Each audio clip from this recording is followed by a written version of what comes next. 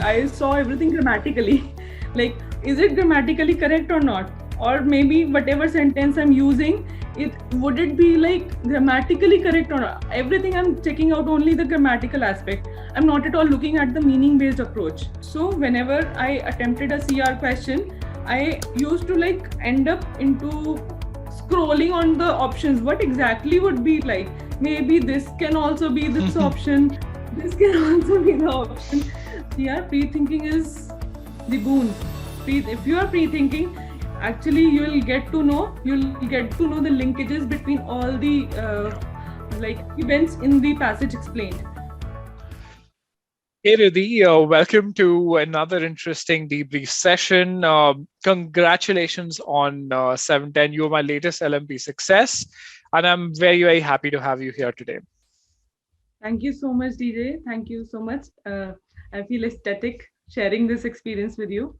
So it has been a very long journey for me, and breaking the chain of like breaking the inertia from getting after like 6 years of continuous being a working professional, and after 6 years I decided to take GMAT. So this had been a very long journey, and eGMAT has to play a very big role into it. So I would give my credits to eGMAT for getting me through this. Yes. We appreciate your appreciation, and I think we should talk about that journey as well, right? That's very, very important. So let's begin with your journey pre-DJ. When you started using the course, talk to me about what you did, how you did it, what worked for you. Okay. So I enrolled into eGMAT in May 21, Yeah. and I decided to take. Actually, I did not know what GMAT comprised of. Like, I wanted to prepare for it, but I did not know exact course structure and what exactly is going to be a GMAT. I was like, okay, I want to give it because I wanted to pursue a global MBA, but I did not know whereabouts of the examination. So I enrolled into eGMAT on the recommendation of one of my friends, and just started off. I did one mistake, that I should have taken a mock before like starting off with my course, and I did not take that. It was like I was too much into hurry of literally jumping into the course directly, and I did not start off with a mock. So I think that I was not very much good enough with verbal, because as far as I know, my SC, after doing my SC course, I literally got punched on my face. I had so many things to learn from eGMAT. Like, I started off with SC in the eGMAT course, and they were like, while doing the course, I realized whatever English I used to speak in the normal conversations or maybe somewhere, it was not like very professional as per the SC rules and whatever meaning based approach eGMAT taught. It really, it wasn't up to the mark, I think. So I started off with SC, and I was not good at it, not at all good at it. Like, when I started, uh, I first of all focused on everything grammatical. I saw everything grammatically. Like, is it grammatically correct or not? Or maybe whatever sentence I'm using, would it be like grammatically correct or not? Everything I'm checking out only the grammatical aspect. I'm not at all looking at the meaning based approach. So when I actually started going with the SC course, I first of all understood that, first of all, understanding the meaning of the sentence is the most important thing. So whenever we understand the meaning, there are many questions where actually the sentence is grammatically correct, but when you check out with the meaning, it will differ. It will actually differ. So even in the many while doing solving the questions of the OG, from maybe OG or maybe Scholaranium, I found many questions like options, three were on, two or three options were like, they were grammatically correct, but they were not, if you compare the meaning with the intended meaning, did not match with what exactly the sentence wanted to convey. So meaning based approach was a big lesson for me in complete SC course. even during my GMAT examination, I found few questions. I had a challenge like while doing the SC course also. I found comparisons challenging, like Hmm. where to use as, where to use like, and somewhere these comparisons became very clumsy for me. So I had a hard time doing it. I revised the complete course Hmm. for like the complete comparison modules for like 2 or 3 times, so that I get used to it. What exactly, how do we use it, how do we compare, where should we use ellipses, where should we can like, where it is like okay to eliminate the complete subject. Right. So these these were very nuances of a sentence, which can actually eliminate a correct option also. Like someone, if he or she is not very fluent or very aware of these kind of nuances, he or she may end up actually eliminating such kind of True. options. So these are very I think eGMAT has a very intricate, like very intricately it will tell you where it is going to be, and where like the very subtle differences are there. And these kind of differences you can very well make out while going through the SC course. And one thing I like about eGMAT is the forum, the discussion forum. It is amazing platform. Like I cannot tell you, 90% of my doubts got cleared on the platform. Like they were previously asked, Yeah. and you actually realize that what you're thinking, it has been thought by many students, and it has already been asked. So you don't have to always like, you have to approach, oh no, I'm not able to understand this. You just go to the forum, read Hmm. 4 or 5 doubts, and you'll actually get what you were looking for. Do you You'll get a reply. remember any good forum response, or the SME that kind of responded on that post? Yes, Ms. Shraddha ma'am responded. Yeah, there are like whenever I posted a query, within 1 or 2 days, Shraddha ma'am or maybe Stacy ma'am, they responded to the queries, and All they were right. very prompt in responding. So even whenever I but my 90% of my queries got cleared in the while reading the forum queries, the previous forum queries itself. So it is Got an it. amazing platform. And recently eGMAT has given an option, the most important queries. Yeah. So if you turn that on, it has recently, like when I started my studies, it wasn't there, but now I recently saw that there is one option. So you can actually eliminate all those queries which are not relevant for that very module, and Right. you can actually reach out with that specific queries which are relevant, and they are good queries which have been answered by expert SMEs. It's equivalent to a good private tutor, right? So let's say you're studying ellipsis as a concept and you have a question that, listen, where do I use this? Or you have 4 or 5 Yes, important posts talking about it and you have your answer right there. I mean, can't get better than that. exactly, Wow, exactly. that's I didn't know the impact of that important post till today, and then that's why we have these discussions with you guys, because little things that we change actually have massive impact out there. Now let's talk about a little bit about your CR, RC. How did you practice? And then eventually you gave 2 mocks as well, where you scored a 680 and then 650 as well. So talk a little bit about that experience too. Okay. In my CR, I after completing my SC course, I did a bit of practice from Scholar Anim, and then I shifted to CR. And CR is more of a logical aspect of a sentence. So Yeah. whenever there is a passage, you have to basically make a small bar chart in your mind, and what kind of linkages are there. Like Hmm. some A event is linking to B event, and these both are linking to a C event, or maybe that kind of visualization you need to do. Got it. What I was doing, I was visualizing, but I was not pre-thinking. Hmm. The eGMAT the course was very good. The overall course, I found it very nice. Like assumptions, weaken, strengthen, and all these were very nicely covered in the modules. Hmm. But prior to attempting the course, like the module, I what I was doing, I was not pre-thinking at all. So whenever I attempted a CR question, I used to like end up into scrolling on the options, what exactly would be like, maybe this can also be this option, this can also be the option.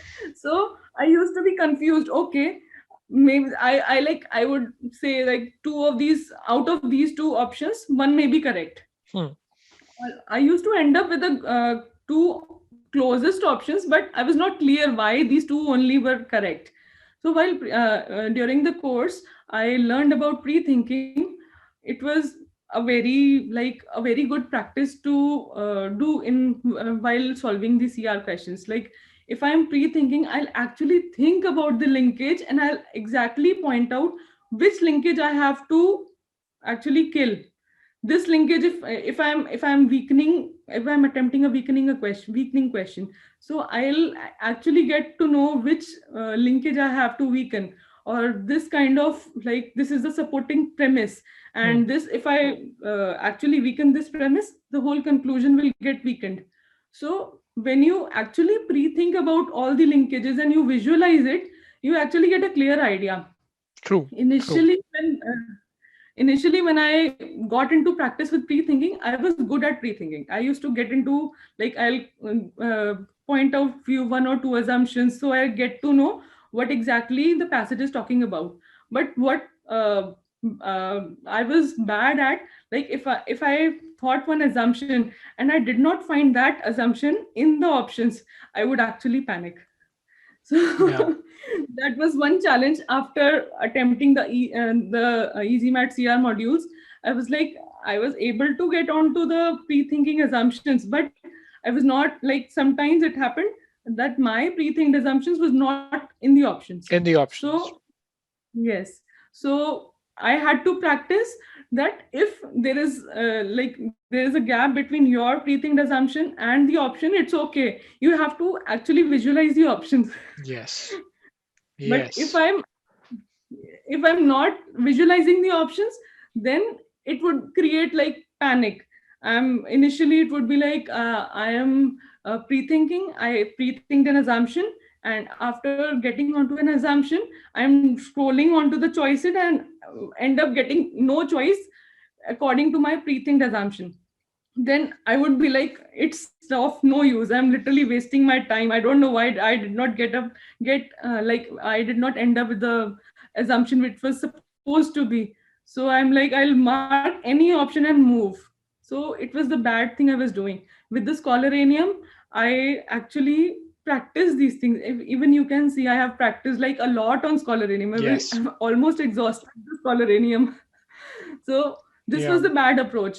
Post DJ, it was one thing I actually worked on, that I don't have to panic if I don't get my pre-thinked assumption into the options.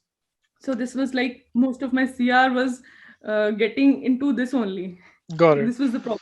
And I Yes. think I reached out to you at a time when you're taking the 680 and the 650 mock, and you were actually in a conundrum. And we had a very interesting call. And I said, listen, you want to score a 700 plus. If you take it in, I think you were planning to take it in 5 or 6 days, right? And a Yes, lot 6 days. of, yeah, a lot of people at that point would say, no, no, I'll help you get there. I said, listen, no, I can't help you get there. We will need longer. And you mull over it for a night. And what was your response next morning? Actually, in the early morning, I thought, no, no, no. I'm going to give it within a week. I don't. But I thought for it maybe for 2 or 3 more hours. Then I thought, okay, let's get over with it. If I'm giving it, give it properly. If you're not giving it, don't give.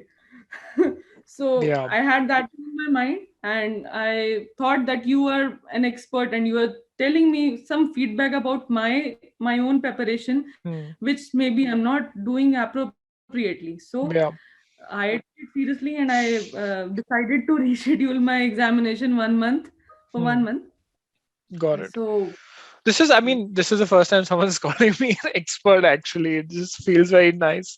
But the fact of the matter is that I knew that, doing that was not very possible given my experience working with so many students. And I don't want to lie to you, right? So taking that call 5 days before your test also is not easy. It was a very difficult decision for you, I can imagine. And then you postponed it not by 10 days, 15 days, but by a month. That's a lot of time, frankly. And I told you it will take a month. It'll definitely take a month. And you must be wondering, this guy is crazy. Like, why is he saying I'm sitting at 680 today? 30 points is nothing. I can, just take a week and do it. But Actually, now that's you what I was know. thinking. Like, I was not, I was very confused at that time whether I should postpone it or I shouldn't postpone it. So I give it a very serious thought whether I would be able to achieve a 700 Yeah. plus score if I'm at 680 right now, and I just after 680 I scored a 650. I had too much of self doubt, like Hmm. whether I would be able to achieve. Actually, I had process related Yeah. gaps. And we talk about that. And we'll talk about that now, right? So those our goal was to kind of fix your SC and CR approach and thereby fix your timing so that you could have enough time for RC where you worked really hard on your own and figured out that, I'm gonna fix RC but in my own time. Now Mhm. post the call, post everything that I said, it's gonna take a month. What all Mhm. are the things we did on SC and CR that, by the way, you had already done the course that at that point, the entire course end to end. What changed for you? Because I have never given a lot of people SME kind of support, but in your case, I think I did that a lot. What are the things that we kind of did? Talk a little bit about that as well. Yes, in the LMP program, initially we had hit SC. Yeah. So you told me that we'll fix the SC first. So in the SC, what I was doing, I was like assuming that I'm breaking the sentence into chunks in my mind and actually going through that. And I'll read the sentence and I'll try to figure out, yes, this is the mistake. Okay, now I'll go with the option choices and I'll eliminate whichever I feel that is wrong. I'll say, okay, this A option, I'm feeling that it is grammatically and logically it's okay, and I won't actually do complete process. So that's what I was actually doing wrong. But after we had a call, you told me that this is not the correct approach, and actually you were shocked. But with what you saw, you told me that this is not at all the correct approach to attempt an SC question. So what changed for me, like I saw the courses like modules. I again revisited the modules, like the application files, all the applications I revisited, so that I get a clear vision again what exactly I have to do during a question. Hmm. Like I visited it away like approximately 2 or 3 months ago, so that I Yeah. get an idea what exactly you have to do in the SC. But I was not actually doing the process which was explained in the application files. So what changed? It was more of a meaning based approach. Again, I Hmm. started breaking the sentence in the smaller chunks. First of all, tried to understand the meaning of the complete sentence, and then tried to analyze the sentence grammatically, whether the grammatical linkages and links are properly arranged in the complete sentence. So when I started doing it, it was initially time taking. Yeah. Like I was, yeah, I told you also that I was doing the SC question in 1.5 minutes. Now I'm taking 2.5 minutes. I don't know whether I'm improving or I'm deteriorating.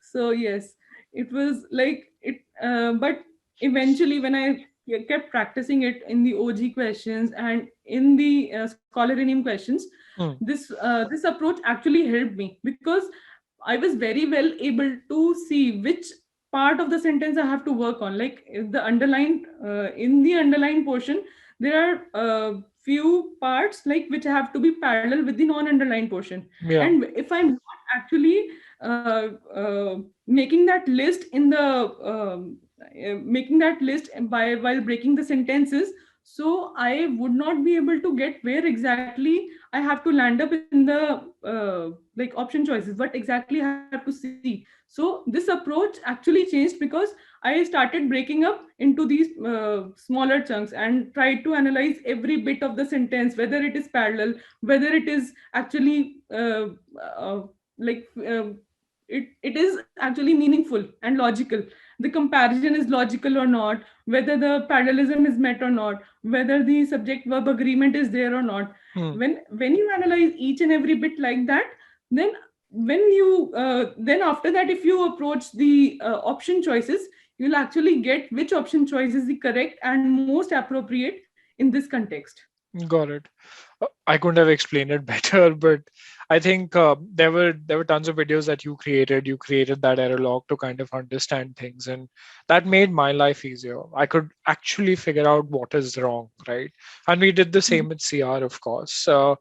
Again, Yes. very very enriching experience, Riddhi, because again, it's a very difficult thing to improve someone's timing, right? It's a gray area sort of, and Yes. we were able to kind of do this in about 20 days. You took another mock, you scored a 720, and of course, the rest is history.